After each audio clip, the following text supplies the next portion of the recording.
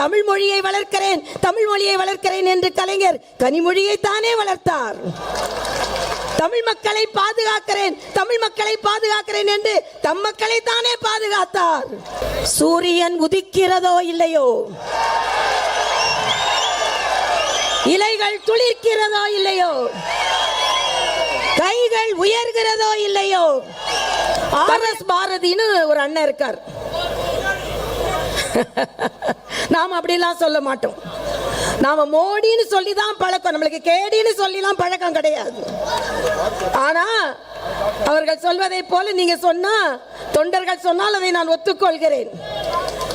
சொல்றாரு என்னை பார்த்து, அது இது என்னன்னு கேட்டா, ஒருத்தர் ட்விட்டர்ல எழுதுறாரு, என்னோட அவருக்கு 15 வயசு பெரியவராம், அதனால அது இதுன்னு எழுதுவாராம்.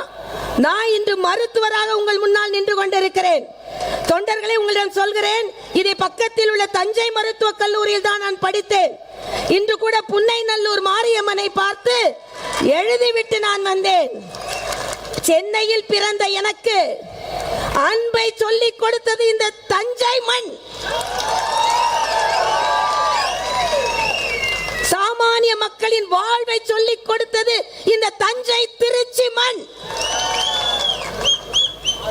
ஒரு பரீட்சையில் கூட ஃபெயில் ஆகாத மாணவி நான். உயர்கல்வி படித்திருக்கிறேன். இதுவரை இந்தியாவில் ஒரு சிலரே படித்திருக்கின்ற ஃபீட்டல் தெரப்பி என்ற படிப்பை படித்திருக்கிறேன்.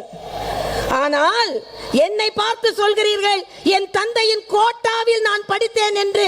நான் கேட்கிறேன், உதயநிதியை துணை முதலமைச்சராக வைத்திருக்கிறீர்களே, யாருடைய கோட்டாவில் வைத்திருக்கிறீர்கள்?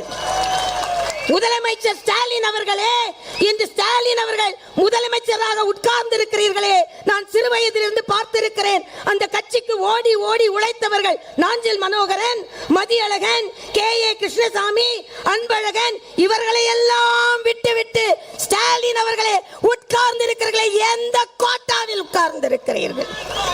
எந்த கோட்டாவில்? இன்னைக்கு நாம உழைக்கிறோம், நமக்கு வேர்க்குது. ஆனா நேத்து உதயநிதி பேசும்பொழுது ஒரு 4 வார்த்தைய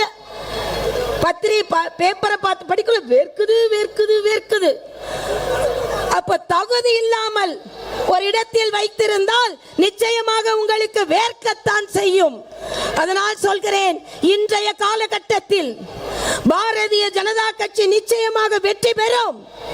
அதற்கு புதிய கல்விக் கொள்கை என்ற தமிழ் வழி கொள்கை. கனிமொழி அவர்களை கேட்கிறேன், இன்று சொல்கிறார்கள், மரியாதைக்குரிய நிர்மலா சீதாராமன் அவர்களை பற்றி சொல்கிறார்கள். நான் கேட்கிறேன், கனிமொழி அவர்களே, இந்த தமிழிசை 5வது வரை தமிழ் மீடியம் பள்ளியில் படித்தேன். தமிழ் அறிஞரின் மகளாகிய நீங்கள் எந்த வழி கல்வியில் படித்தீர்கள்? தமிழ் மொழியை வளர்க்கிறேன், தமிழ் மொழியை வளர்க்கிறேன் என்று கலைஞர் கனிமொழியை தானே வளர்த்தார். தமிழ் மக்களை பாதுகாக்கிறேன், தமிழ் மக்களை பாதுகாக்கிறேன் என்று தம் மக்களை தானே பாதுகாத்தார். அதனால் தான் சொல்கிறேன், இந்த கோட்டை மாநகரில் இருந்து நீங்கள் கோட்டை விட போகிறீர்கள், நாங்கள் கோட்டையை பிடிக்க போகிறோம் என்று சொல்கிறேன். எல்லாரும் பேச இருப்பதால், சூரியன் உதிக்கிறதோ இல்லையோ,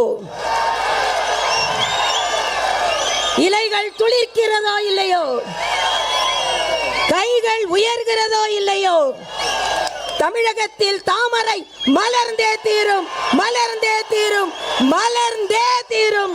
நன்றி, வணக்கம். பிளே ஸ்டோர் மற்றும் ஆப் ஸ்டோரில் இருந்து பாலிமர் செயலியை QR கோடு மூலம் பதிவிறக்கம் செய்யுங்கள்.